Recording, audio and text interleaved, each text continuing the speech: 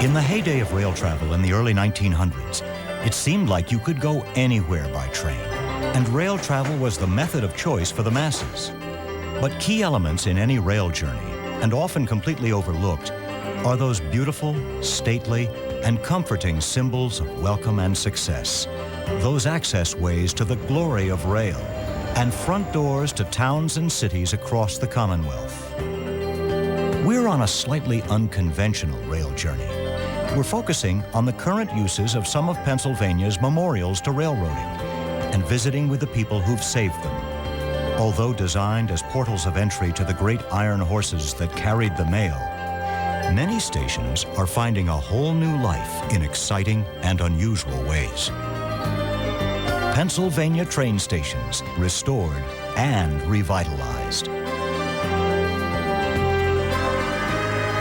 Funding for this program was provided in part by the Pennsylvania Public Television Network and by the annual financial support of viewers like you. Thank you. What is it with Italians and food? It's just a great blend. In Latrobe, we found a recipe for success and actually found the light at the end of the tunnel. Both my mother and father are immigrants from Italy, and when my father came to this country, he took a boat from the port of Naples with his younger brother, Mario, and landed in Ellis Island. Who'd ever think that when my father got off the train in Pittsburgh with a single suitcase, his baby brother, and $20 in his pocket, that he would own a train station one day, that he had passed on his way to come to Pittsburgh. And in 1989, the DeSalvo family, my mother, my father, and I purchased this wonderful historic landmark in bankruptcy. And here we are 12 years later with one of the most unique concepts in Italian cuisine within this National Historic Landmark, and getting notoriety from coast to coast.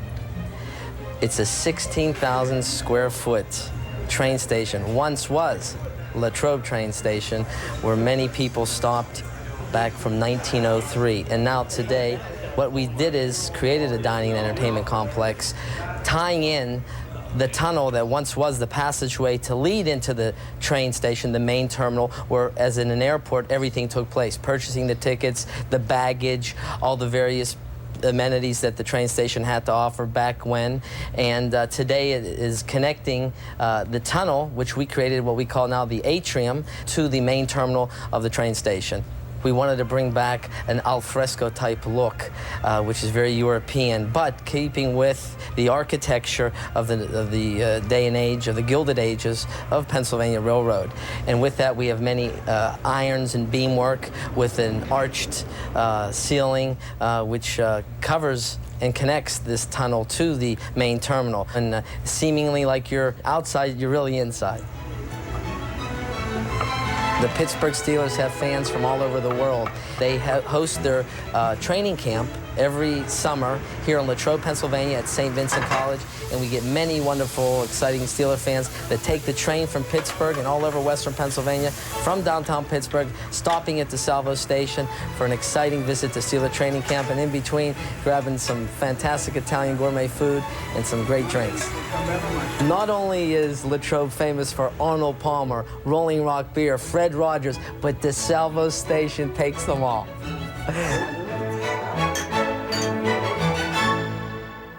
The main line, Philadelphia. Chester County is steeped in the history of forging a nation and a railroad. Let's meet someone in the business of preserving history.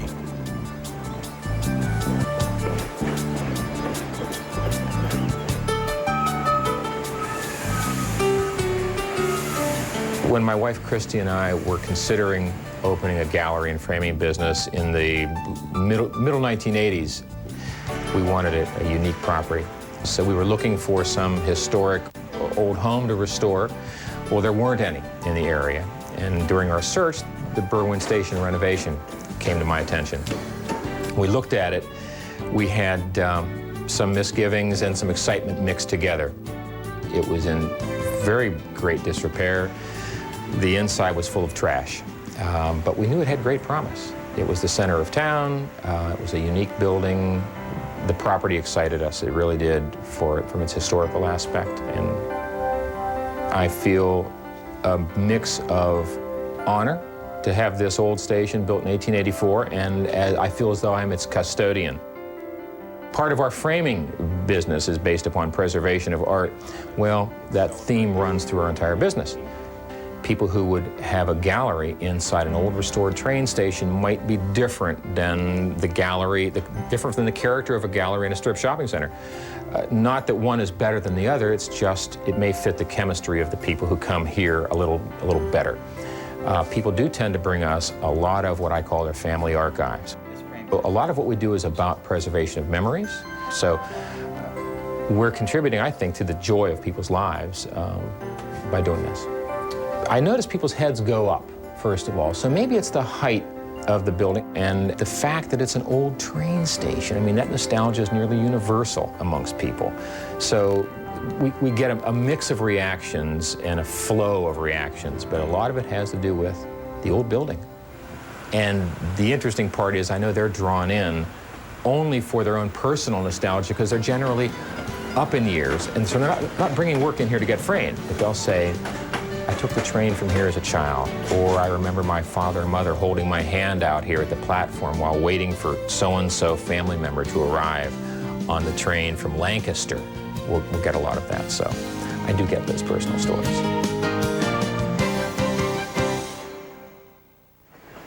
The Little Red Caboose. What's a library without that title? And what's a train station without a caboose? California, here we come. Probably no one in the world has more perseverance than a group of women with a goal. And they managed to persuade the railroad to let them use the building. In fact, is the railroad at first told them, well, it's going to cost you $3,000 a year for rent. I said, we don't have any money. Couldn't you do it for nothing as a public service? They decided they could do it for nothing. It was converted to the library in 1958. And this was, 3 or 4 years after Pennsylvania Railroad stopped their passenger service. So the building stood empty for 3 or 4 years, and it was, as all empty buildings will do, was deteriorating. And they had removed such things as the heat and the light, and so that had to be reinstalled. The main part of the station originally was creamy beige and a blue, I would call it a sort of colonial blue. The room we're in now used to be the baggage room. It had a dirt floor, a few shelves stuck around here and there, but basically just a big, empty, dirty room. There are some unique features on the architecture of this building.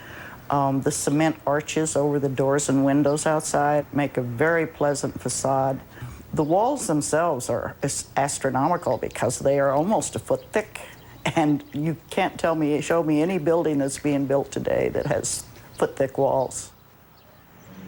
My assistant librarian, Ellen Hasbrook, the children's librarian, and I were reading stories about the railroads doing away with their cabooses. And we said, well, here we are in a railroad station. Wouldn't it be nice if we had a caboose all our own? Yeah! So she sent off 18 letters to 18 railroad companies. 6 months later, we got a call from Norfolk Southern saying, we have a caboose for you, when do you want it? You know, it's be careful what you wish for, you may get it. So we contacted Conrail first. I said, surely Conrail would like to do this as a public service. And they agreed that they probably could do that.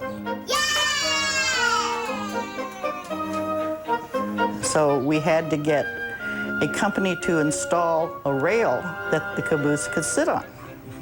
So anyway, we got this all arranged. Conrail cut us an hour on their schedule. They moved it from El Rama to here. The cranes were sitting here waiting. They picked it up, swung it over the fence, swung it onto the rails.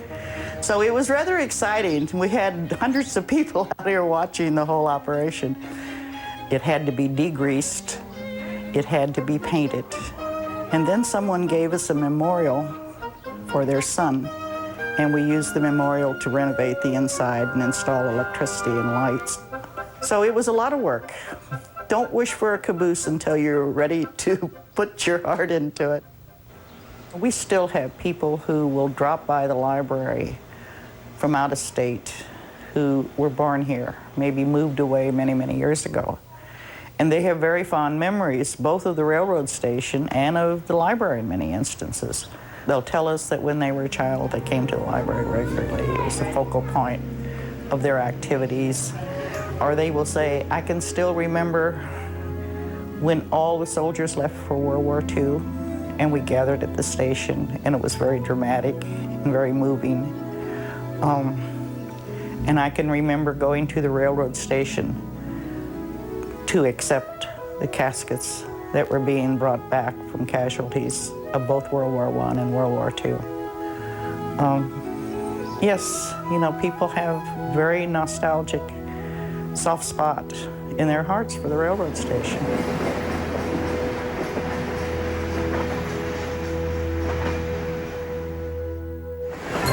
When you were young, did you ever want to dress up and play railroad? You still can. Come on, we'll show you how. All you need is your own station. I never knew that this train station existed 6 years ago. I had a friend who worked over at Premium Beverage Packers, where I work, who knew I had an enormous appetite. He told me the restaurant across the street had enormous amounts of food that he would have to take it home in a doggy bag. I had to find out for myself, sat down, ordered my meal, and looked out the window and found the station. The station is the only thing in my life that eats more than me. It's always hungry. It's always looking for something to be fed. I bought this station by a whim of a man's heart.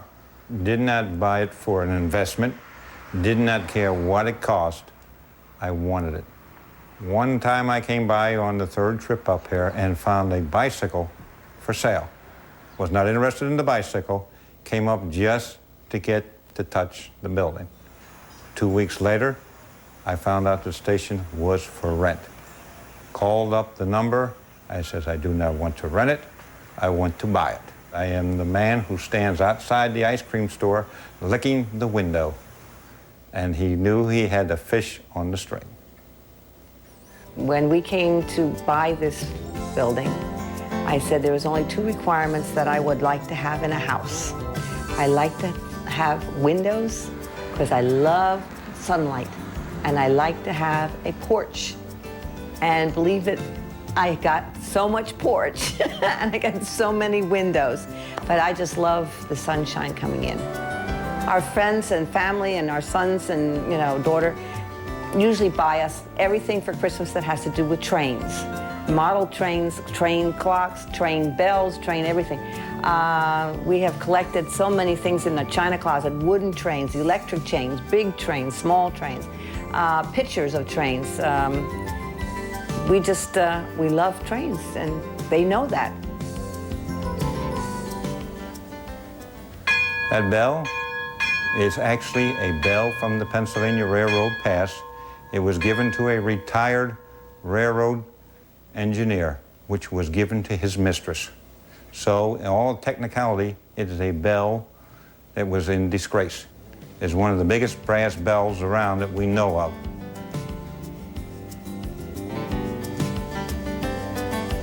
This station was built in 1885. It's actually one of the oldest still standing railroad stations, because a lot of them were, when they were abandoned, were used for different things, and they burnt down, they were left to fall apart. Because of their locations, people really weren't using them. This one's right in the center of town and basically been at least fairly maintained. Most of the stations don't have living quarters upstairs. This had a separate entrance for the station master, and there was a whole lot of things about this station that, you know, just unique. The end point? I don't know that I will live to see the end point.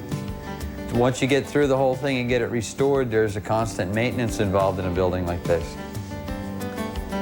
And if you don't maintain it, it's no sense you spend all that money to restore it. It's a longing to preserve a way of life, something that the country was built on. We were built on rail. When you eliminate your past, there's no future.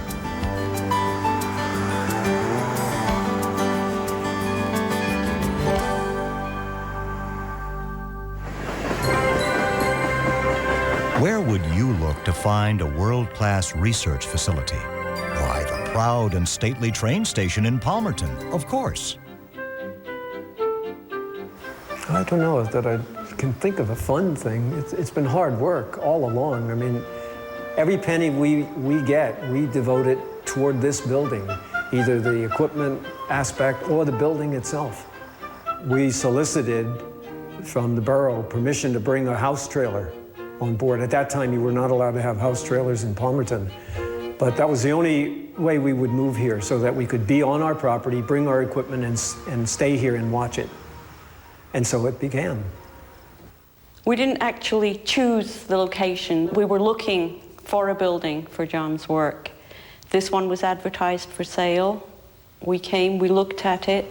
Visually, it's a very, very attractive building. Stone, the nice slate roof. We have a fair piece of land to it, 1.5 acres. It's very quiet, private, and then it's electrically quiet because of the 2 mountains, which is very good for the work. So it was an ideal building.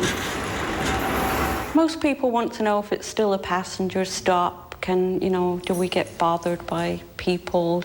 Is it noisy? You don't notice the trains in here. It's very quiet. In fact, you sometimes are surprised if you come out the cellar, walk outside, and there is a huge train right outside the door. But they don't bother us an awful lot. I guess you get used to them.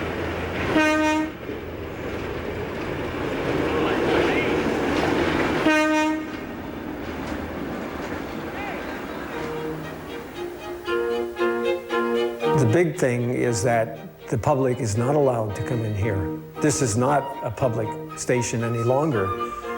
It's the nature of the work, and it must be protected. The real beauty of the building, in my eyes, is the inside. The phone was here when we first saw the building, mounted on the wall. It did not operate, and you could read nothing on it, and you could see no brass on it, etc. Figured out what we had to do, and the bottom line, it was very simple. We had to add a battery, and there it sits. When you take a piece of wood that has X amount of layers of coats of paint on it, you clean it right the way down, then you clean it again, and you go right down to scrubbing it. You have something that's a dead stick. But then you start feeding it, and you feed it, and you varnish it. Suddenly, there it is. Grain, everything's beautiful. You learn an awful lot about yourself when you have to do certain jobs that you would not normally take on. You learn an awful lot about what you actually would do and what you actually could do when you have to. It doesn't change your life, but you do learn about yourself. I don't think divorce was ever considered. Murder, yes, but divorce, no. You can always tell immediately someone's reaction when they walk through the door, and most people, it's, wow, this is nice. I think it's a much admired building, and that's nice. I'm very proud to be a part of it.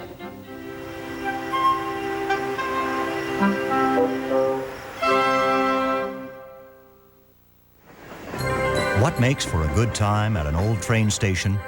Good friends, a little music, some light conversation, and, oh yes, did I mention the ghosts?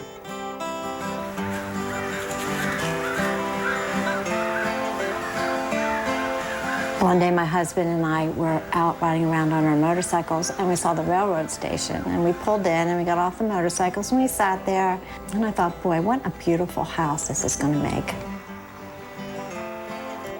I went home and I wrote a letter to the Pennsylvania Railroad, and I told them that I was interested in purchasing the railroad station for $1.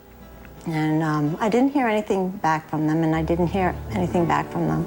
And here it was 3 years later, and there was a big sign on the door that said, to be demolition crew here at such and such a date. So I went back real fast and I wrote a letter. So since I had the original copy of the letter, they sold it to us for $1,500. And then we hired an Amish family, Burling Wolf and all his sons and grandsons, and they moved the station 800 to 1,000 feet from the original site.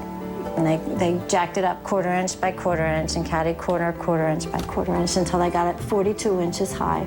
And they ran truck dollies underneath it, and they pulled it with a bulldozer, and they pulled it in and put it on stilts and said, see you later. And that's how it was in 1983. I love a lot of historical buildings, not just railroad stations, but just old factories. And I like going into a rundown city 20 years ago and then seeing what they've done to it with a small grant from the government. And they've really done a nice job, and you can really recycle. That was my whole main purpose and intention in buying this railroad station, is just to save a little bit of history.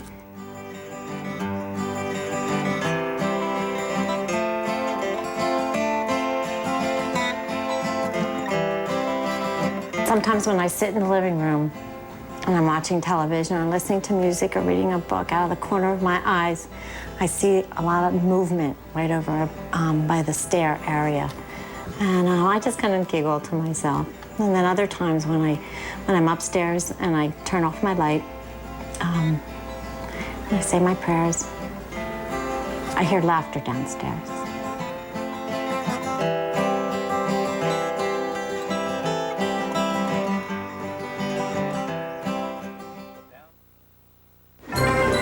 Just up the river and down the tracks from downtown Pittsburgh, there's a suburban station where you can get a taste of the railroad. Many, many people will tell me, we left from here, I left to go to World War II. We used to take the train to Kennywood from here. We took the train downtown. Now, a lot of people who are still in the area can fondly remember having left here to go somewhere. They look at all the old artifacts, they look at all the old pictures. There's many pictures of the town the way it was 50, 60 years ago. There's some pictures of old train stations. There's also a lot of old artifacts that would be indigenous to a train station. There's watering cans, oil cans, the lights, the turning lights. I've been here 7 years, and there are things here that I still haven't seen or I'll stumble on occasionally. Actually, what we refer to as the patio was outside the building. The first owner of the restaurant added on and put it glass enclosed and made it into a little private dining room, which holds about 12 to 14, and people like to have little birthday parties in there, little private little meetings, and people just in general like to sit out there. Upstairs we have a private dining room. We also use it on the weekends for our overflow diners. Through the week it's mostly used for private functions. I believe at one time it was where the train master stayed or had his office. These steps that are here now were only added when they made this into a restaurant, because the second floor ran the whole way out and you had to climb a ladder to get up to the second floor. One of the first things people say to me when they come in, will there be a train by, especially if they have children. And I say, we'll do our very best to get you one by. Trains run by, I'd say, at least one an hour. I guess the biggest draw is when those big locomotives go wailing past the window. You know, sometimes you'll see kids jump up and run to the door, run to the window just to see the trains go by. Well, they asked me, as far as a train station is concerned, they say, well, what do you do in a train station? I said, well, actually, it's a converted train station. It was primarily a train station back in the early 40s and 50s, and then it was transformed into a restaurant. So I just tell them I'm the chef of the Tarentum train station restaurant. I'm not formally culinarily trained. I guess you could say I attended the School of Hard Knocks, just 25 years of cuts and burns and experimentation.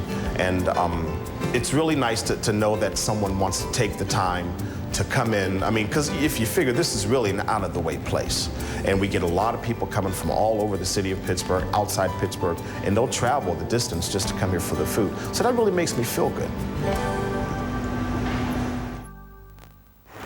When you look at a train station, it's mostly a look back in time.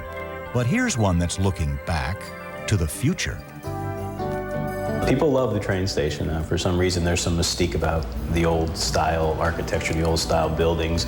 We were kind of the heroes when we decided we were going to do it and go forth with the project. We get a lot of people that just come in off the street that used to live in the area. They've come back.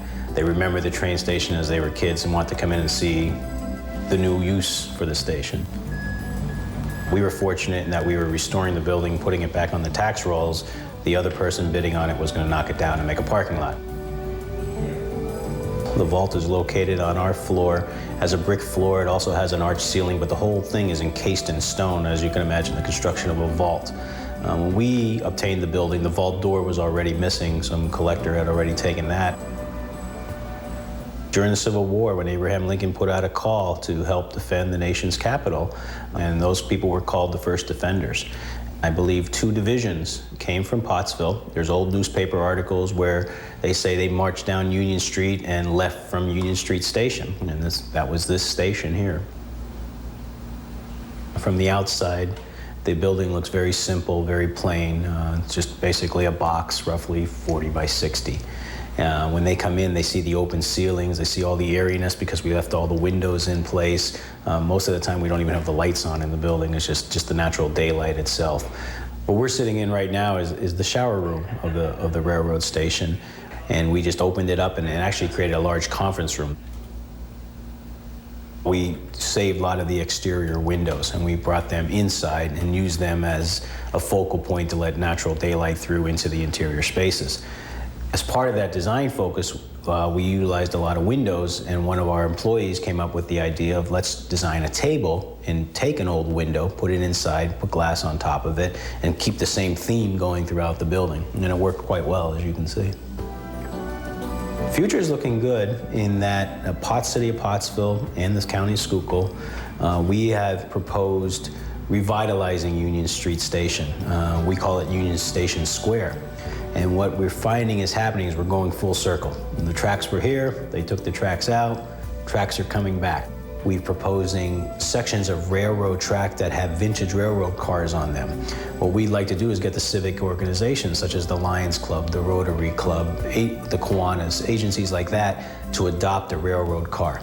Anytime there would be an event down here, they would be in place to benefit from that event, and those types of agencies, when they benefit, the city benefits and the county benefits, etc.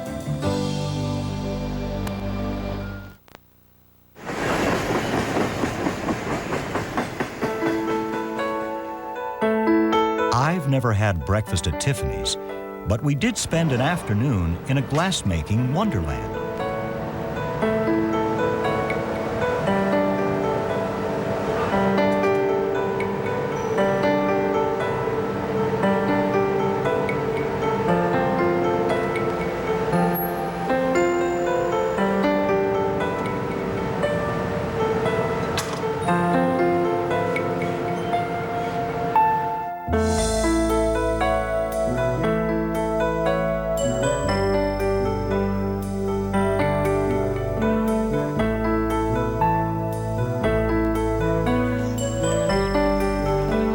When I started working manufacturing glass, I developed a great appreciation for what Tiffany did. From 1878 to, say, 1932, I became enthralled with that particular era. The products that we manufacture are all handmade. Each sheet is individually ladled, pressed into a piece and hand trimmed. Nothing mechanical about it. I had a great appreciation for what was done back then as it is now. This was a rather large undertaking. The building was deteriorating fairly rapidly by the time I got it, but it's a good, strong, structural building.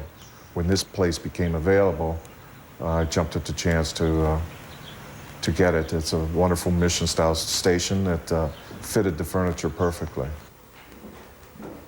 Tiffany lamps, for instance, do blend in quite well with Gustav Stickley and Ellen J.G. Stickley, Arts and Crafts Furniture. I had a great appreciation for their furniture and for the way art blended. The business community was waiting with bated breath to see what I was going to do. As we were building the glass racks, cutting up an enormous amount of plywood and making these little cubicles, and rumors had it that I was going to raise pigeons here. And overall, the business community applauded what I did, and the local townspeople have been very supportive. Connellsville it's a very nice town. This was a railroading town and a coal mining and coke manufacturing town. There's a lot of positives to this area. Some of the employees that work for me are third generation, good, hardworking people. I loved bringing my family up in a small town environment. The Youghiogheny River, which runs right through the center, is a beautiful river for whitewater rafting, for fishing.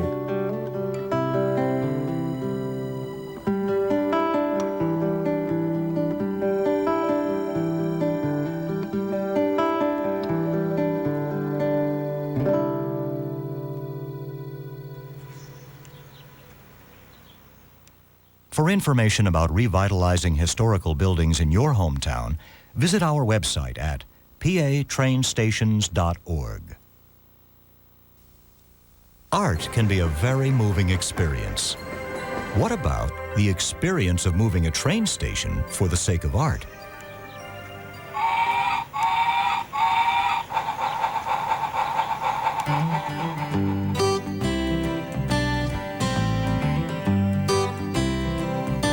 The station was actually located in Stoneboro, Pennsylvania. It was offered to the city, and nobody was really interested in it because it was such a project. So the lady that owned the station put an ad in the local newspaper, and my parents thought it might be an interesting project. So they approached Mrs. Dobritz, who owned the station, and she asked them how much they would offer her for it. And my dad said nothing, and she was a little bit taken aback. But he says it's going to be a lot of work to take it down and remove it. So she agreed. There were quite a few people involved, tearing it apart, trying not to destroy all the lumber, numbering it, and trying to keep the windows and all the wood frames and everything original. The wood still is in excellent shape, and they just stacked it and tarped it and hauled it to the present location. It laid in the middle of the field where the horses were for quite some time before it was actually reconstructed over a period of 10 years and still to this day. My mother was an artist. She had a caboose and a boxcar that my father had originally brought over here, and her students had expanded so much they couldn't fit in the boxcar and the caboose anymore. So they thought, why not a train station? And then a slight interest got into an obsession. He's just been interested in trains for some time, and kind of like the fever passed on, and once you get started, it's like there's no stopping you. Probably my favorite part of the house is the kitchen. It's a mix of strawberries, trains, and Pepe Le Pew. I can't make up my mind, apparently. Basically, the reason for the drop of the ceiling approximately 4 foot is because some deterioration of the wood, but also for the purpose of heating, you're not losing all your heat 10 foot above your head. When I first moved in here, I didn't realize that I was getting into all this history. And since then, I've learned from quite a few of the people from Stoneboro that they feel that they really made a major mistake letting it go. They'd even come out and so much as photographed it to possibly make a replica. So I think they're very sorry that they didn't jump on the chance when Alexandra handed it to them. I love it. Freight handling was always a big part of a station's business. You might say the freight agent was busy as a beaver. In the last 10 years, we were looking for a place for a historical museum around town, and we eventually came to this spot as being the ideal location. It was a small building, but we felt that with creative design, it could be made to work. The biggest obstacle was the cost of the building, which had been acquired by the borough when it was sold by the Pittsburgh and Lake Erie Railroad. We were able to work out a deal with them whereby we have leased this for 99 years at the grand cost of $1. Because of this attractive place and location close to the center of town, this became the front door to Beaver, and people came and went from here from not only Pittsburgh, but all over the country. This is certainly a very historical location. At the turn of the century, Beaver was considered a bedroom community for the city of Pittsburgh, and a lot of very wealthy people made this their home. When I was a young boy, there were 42 passenger trains a day that went back and forth between here and Pittsburgh. As I grew up later on, I became one of the passenger customers. I commuted for 26 years from Beaver to Pittsburgh from this very location. I had worked for the P&LE Railroad before World War II, and upon returning, I noticed a very attractive girl on the platform at Beaver. I looked around real carefully and found friends of mine whose family were friends of her family. I sent word that is it all right if I telephone? And got the word back, yes, that'd be fine. So I met her in that fashion, and we very soon thereafter were married. I was only about 5 years old, and my mother and my aunt dressed me up in a little suit and a little hat, had my special shoes on, and we came down and waited for the train. And at that time, there was a tunnel that went underneath the tracks, so you could come up on the other side. And you get on the train and you go in, and we went into Horn's department store and spent the day shopping. And I couldn't wait to come home because that was going to be a real fun trip to come back to Beaver on the train. My father worked for the Aliquippa and Southern Railroad, which was the railroad that served Jones and Laughlin Steel Corporation in Aliquippa. I recall many evenings that we would come down in the car and wait here at the station to pick him up, and as he got off the train and would come off the far platform and walk under the bridge, come to the car, and we'd go home. Back at the turn of the 20th century, they were the UPS of their time. The P&LE Railroad was considered the little giant because it was more profitable per ton mile than any other railroad in the country. Right over this counter was where people brought their packages to send away or to receive. In August of 2000, the day after the close of the Republican National Convention, George W. Bush and Dick Cheney and several others launched a whistle-stop campaign. And the very first stop after the campaign was right here in Beaver at this building. And George Bush stopped and stayed here for about 45 minutes, and he signed our guest register. In 1999, after this building had been completed, we were given the Award of Merit by the Pennsylvania Federation of Museums. This, in turn, entitled us to be qualified as a candidate for the Albert Corey Award, which is given every now and then by the American Association for State and Local History. It's one of the most coveted awards for museums in America. And in 1999, this museum was selected from among 100 candidates as the best local history museum in America.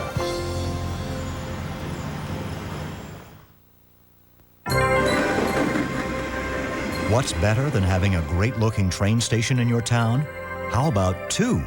Okay, eeny, meeny, miny, mo. The very first building to be lighted with a through-wire electric system was here in Sunbury, and it was the Edison Hotel. It was known as the City Hotel at that time. The lights went on one day, and the day afterwards, the lights were turned on in this building. So they were obviously wired at the same time, but when you're second best, nobody cares.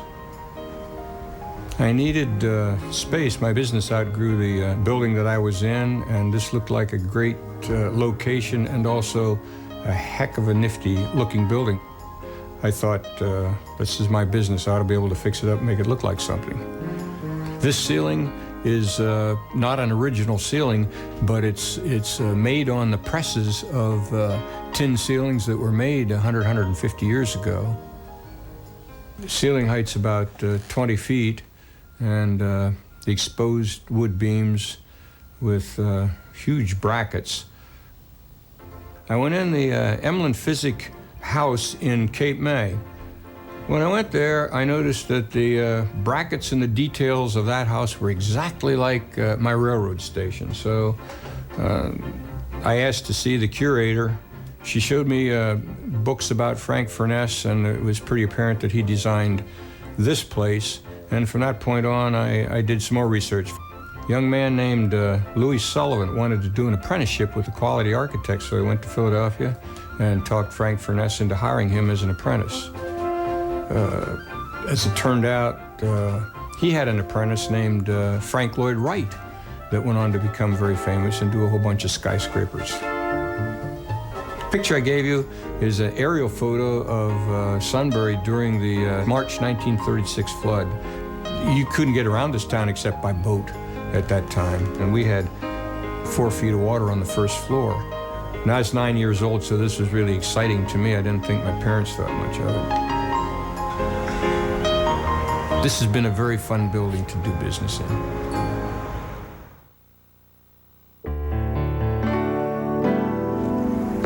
Once we made the commitment of what to do, and I would come down here in the evenings and walk through this building and think about the people that have gone through this building and what it took, and thinking about during the World War II when 40-some trains a day went through here, and all the people that this was a center, this was a hub of activity, and had been abandoned. And so I thought about all the stories that must have gone through this building, and consequently then I think that I realized the importance of what this building was.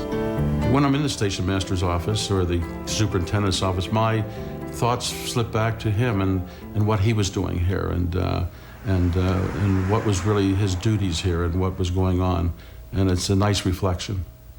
We had 2 offices in town, and then trying to consolidate those offices, and it just wasn't the square footage building available to us, and other than this one. And we looked at this twice, so it wasn't like love at first sight. We would spend literally hours and hours and hours, days and weeks down here just trying to figure out how to use the building that would lend itself to our needs. And then the next thing was to consider really how then we would do the renovations and what they would look like. I'm talking now about the stairways, the color. We tried to stay with colors that were railroad colors, although these are not Pennsylvania Railroad green, Pennsylvania Railroad tan. It was different, but we tried to stay in that scheme of things, and keeping as much of the original moldings, all the wainscoting, the floors. These floors are 125 years old. Sunbury was an important railroad town, and it was the hub of activity here, people coming and going and so forth. The community response was tremendous. Their support and gratitude, I think, for what we were doing. However, we were grateful that we were able to do it.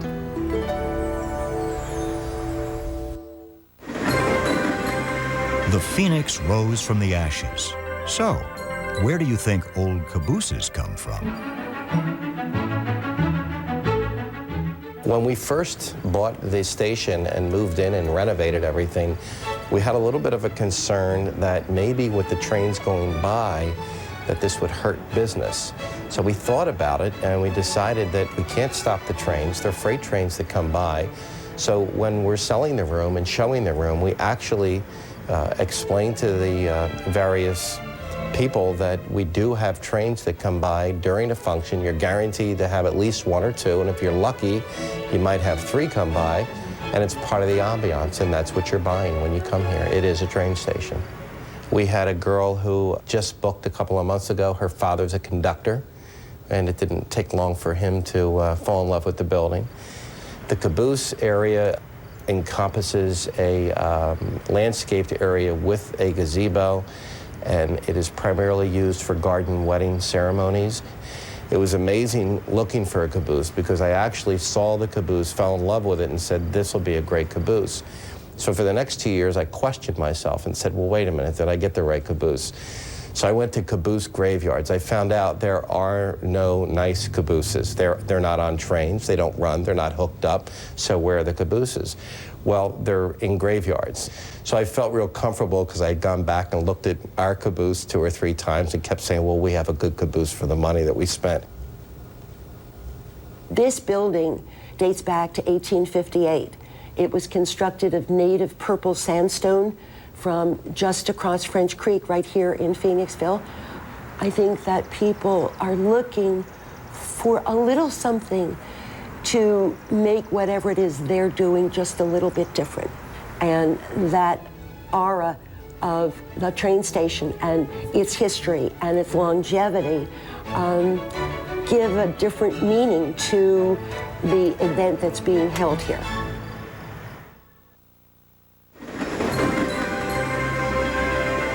We've all heard of Washington Crossing, but in Washington, it's a railroad crossing.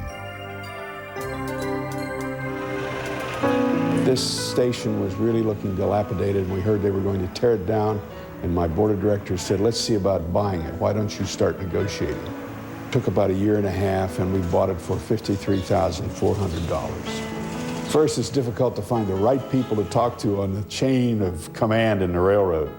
And then what you've got to do is find who that man is or that woman and start negotiating with them in that they'll ask usually a very large price and you end up, you make a low offer and you start negotiating back and forth. And it took us about 1.5 years to negotiate a figure that we thought was fair and I guess the railroad thought was fair.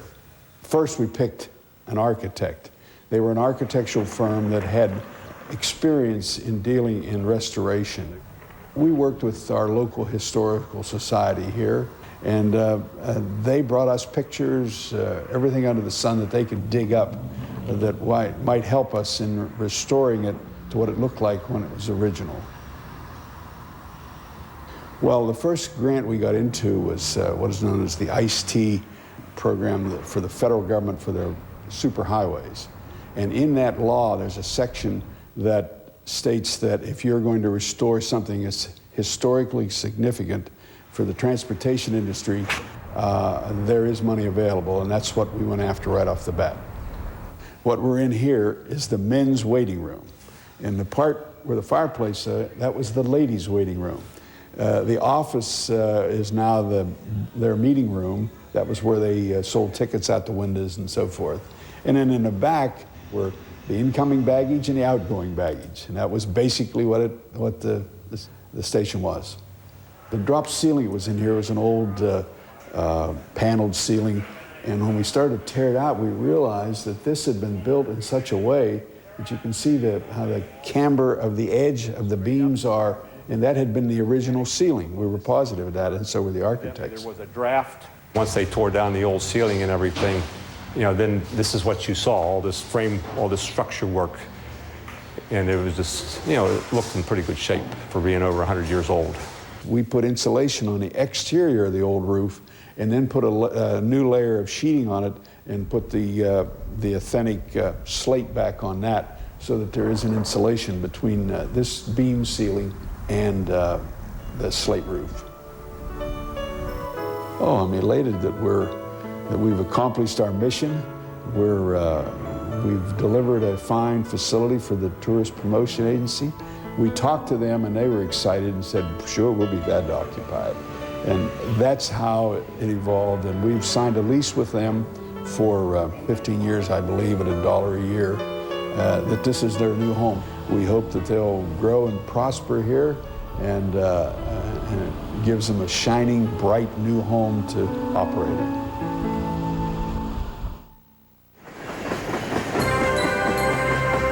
Pittsburgh is the home of a number of train stations. But how about a train station that's a number of homes? When I talk to people who are my parents' age, say in their 80s, and tell them that I live in the Pennsylvania Railroad Station, they always talk about what it was like in the 40s when the troop trains were here. And relatives and friends would be leaving on the troop trains to join the Army or the Navy or wherever they were headed. And then when they came home, they came to the same place. And there were great parades and there was great welcoming. So it became a symbol of the World War II for a lot of people, both the going away and the triumphant returns. Just like the airport now is where people go to greet people and to say goodbye to people on their great journeys, it was always the train station. And the train station is right in the middle of the city, so there was always the hustle and bustle. You can imagine the horse-drawn carriages coming, dropping people off, picking them up later on, cabs, the streetcars, the trolleys that all linked the city to the station, to the neighborhoods.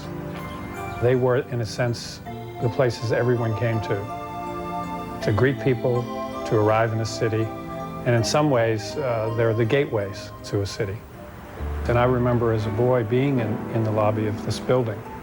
There were baggage rooms, there were waiting rooms, there were restaurants. It was a busy place. And the ceiling of the grand waiting room is actually a skylight, but the skylight had been painted over, so it wasn't even translucent anymore, and the room itself was very dark. I didn't even know there were great elaborate paintings on the ceilings and on the upper walls until it was restored very carefully. And now it's extremely colorful and bright, and they have restored the skylights. Now you can see the light can come down through the room, and it's a quite wonderful, magical place to be.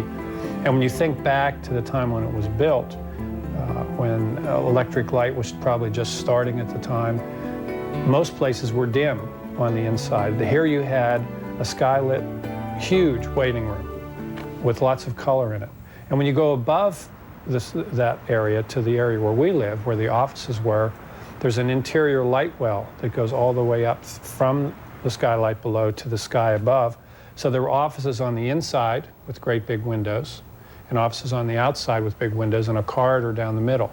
And that would have been how they organized the space to take advantage of the daylight. One thing we have lacking is beauty, a lot of beauty in our world, and these old buildings have that, and they're not making more of them. And when you see a building like this that is still operating, people work here, people live here, it speaks of that time. I wanted to give a fresh look, but still using some of the old pieces that we have, and these beautiful stock certificates that they found.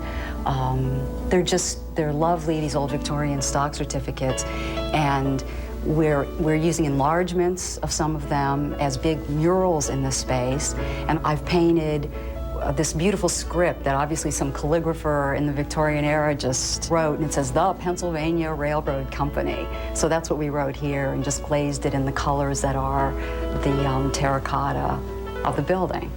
And even though there aren't color photographs of what this building used to be, the terracotta is what we're basing a lot of it on. And in the beautiful waiting room, they had green marble and white marble, and there are all those beautiful earth colors, including some of the terracottas and the deeper sort of Venetian reds. This building was the western headquarters of the Pennsylvania Railroad, and eastern headquarters were in Philadelphia. Daniel Burnham from Chicago was one of the great geniuses of American architecture. He was one of the inventors of what we call the skyscraper. But he invented it in terms of classical architecture. So all of his buildings that he designed had within them the elements of Greek and Roman architecture, just as this building does. It's been said that he feels that this is one of his masterpiece buildings, and particularly the rotunda, which is unique out front. People come to see that rotunda specifically on pilgrimages almost, because they've heard about it. We've lived here for 4 years, and almost everyone envies us for not only living downtown, which I think people like to do, but living in this building. They also envy the fact that every day when we arrive to our apartment, our front porch is this wonderful, great rotunda, one of the greatest outdoor spaces in the world. And it was the place where the carriages would drive up and pick up and deposit passengers. And when you get inside of it, it has 4 pilasters. And each of the pilasters at the top has the name of a city that was a Pennsylvania Railroad city. So it has New York, Philadelphia, Pittsburgh, and Chicago. And what's interesting is that Pittsburgh is spelled without an H. There was a period of time when Pittsburgh decided it didn't want to have an H at the end of its name. So at that period of time, Pittsburgh was G on the end. And then later on, the H came back. It's a nice place to be. To learn more about these stories of discovery and transformation, and for information about revitalizing historical buildings in your hometown, visit our website, patrainstations.org. Funding for Pennsylvania train stations, restored and revitalized, was provided in part by the Pennsylvania Public Television Network and by the annual financial support of viewers like you. Thank you.